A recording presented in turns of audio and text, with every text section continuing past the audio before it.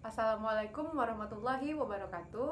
Hello everyone, perkenalkan nama saya Anissa Putri, NIM 180210 303028, mahasiswi dari Pendidikan Geografi Fakultas Keguruan dan Ilmu Pendidikan Universitas Jember tahun 2018.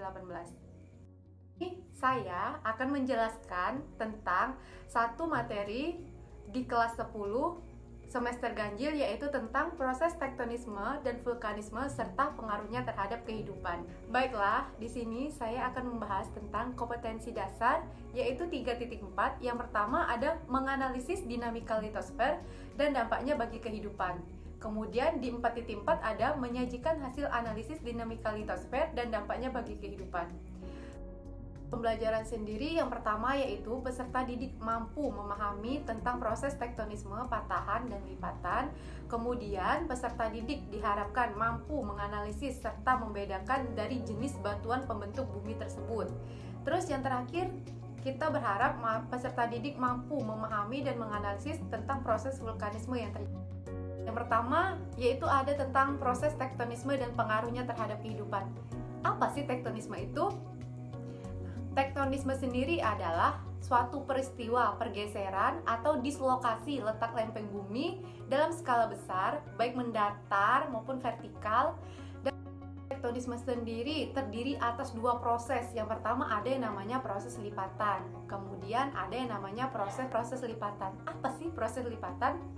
Nah, proses lipatan ini terjadi akibat adanya tenaga endogen atau tenaga dari dalam bumi yang berupa tekanan yang arahnya mendatar dari arah yang berhadapan dalam waktu yang relatif lama. Nah, akibatnya lapisan-lapisan dari batuan tersebut terlipat. Terus pembentukan proses lipatan sendiri dibedakan menjadi dua. Yang pertama ada yang namanya puncak lipatan atau antiklin dan lembah lipatan yaitu sinklin. Baiklah, kita masuk kepada proses patahan. Nah, di sini patahan itu dapat terjadi karena adanya gerakan vertikal maupun horizontal pada lapisan kulit bumi yang kaku dalam waktu yang sangat cepat. Nah, jadi perbedaannya antara patahan dan lipatan sendiri, kalau lipatan itu terjadi di waktu yang lama, sedangkan kalau patahan itu terjadi dalam waktu yang sangat. Kemudian patahan sendiri memiliki ciri yang pertama yaitu memiliki bidang pergeseran atau escarpment dan terdapat yang namanya kelurusan atau alignment pada peta topografi atau citra satelit.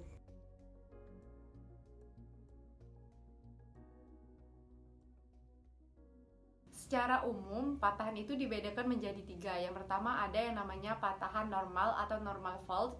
Kemudian yang kedua ada yang namanya patahan mendatar. Kemudian yang ketiga ada yang namanya patahan naik atau reserve fault.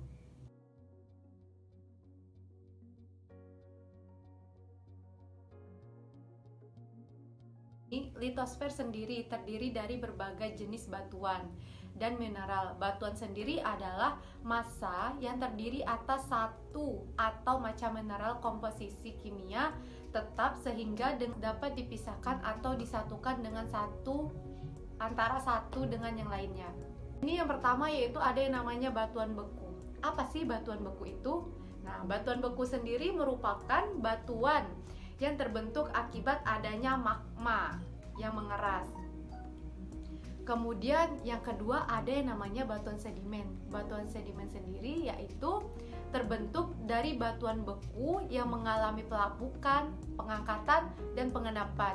Jadi batuan sedimen ini yang awalnya merupakan batuan beku, lalu batuan beku ini mengalami pelapukan. Pelapukannya dapat disebabkan oleh air, udara, dan yang lainnya. Kemudian setelah batunya lapuk, dia diangkat entah itu melalui udara atau air. Nah, yang ketiga sendiri ada yang namanya batuan malihan atau metamorf. Batuan metamorf sendiri adalah jenis batuan yang terbentuk karena ada pengaruh panas, tekanan, atau keduanya.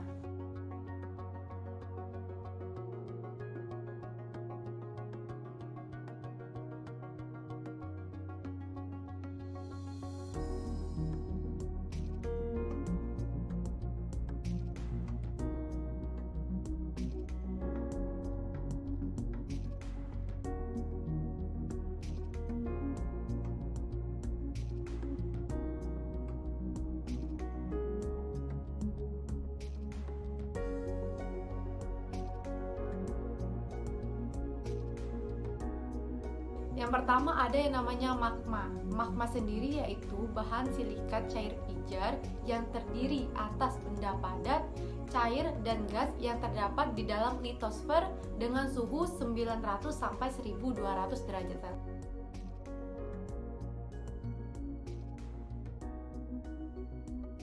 Kawah utama sendiri yaitu lubang erupsi berdiameter 1 atau sama dengan 2 km yang terletak. Jadi letak kawah utama ini yaitu di atas gunung api yang bentuknya bulat. Namanya pipa kawah. Nah, suatu lubang atau rekahan yang merupakan bidang lemah pada kerak bumi tempat magma menerobos ke permukaan bumi. Jadi pipa kawah ini sejenis kayak tempat keluarnya magma pada kerak erupsi berdiameter 1 atau sama dengan 2 km yang terletak di bagian lereng tubuh gunung sebagai hasil dari erupsi samping. Jadi letaknya kalau kawah utama tadi di atas, nah kalau kawah samping ini letaknya di lereng bumi atau di samping gunung. Kok gunung ya gitu.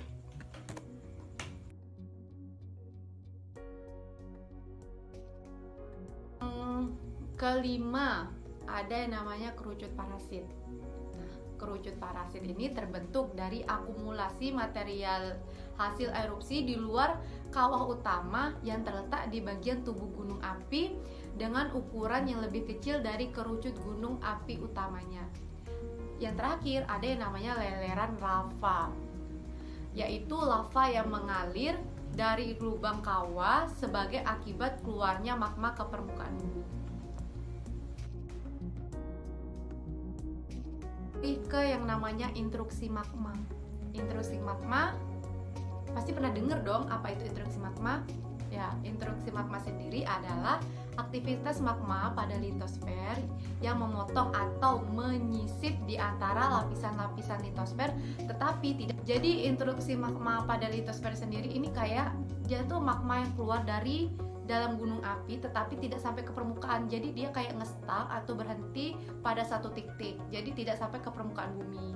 Terus bentukan dari intruksi magma sendiri ada apa aja sih? Yang pertama ada yang namanya batolit, kemudian lakolit, ada lagi yang namanya sills, gam atau dikes, apofisis, dan yang terakhir ada yang namanya diatrema.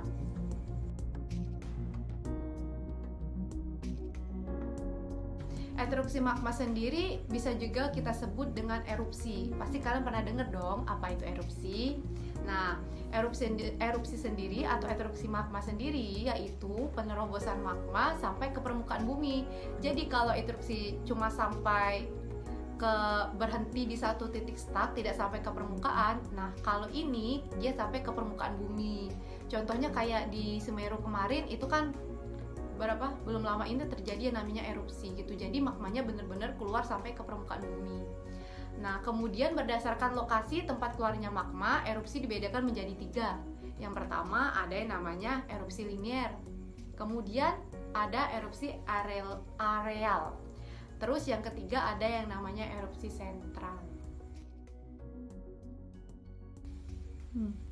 Nah, yang ketiga ada gunung api. Berdasarkan dari proses pembentukannya sendiri, gunung api dibedakan menjadi 3. Yang pertama ada perisai atau tameng, kemudian ada mar, dan yang ketiga ada yang namanya strato.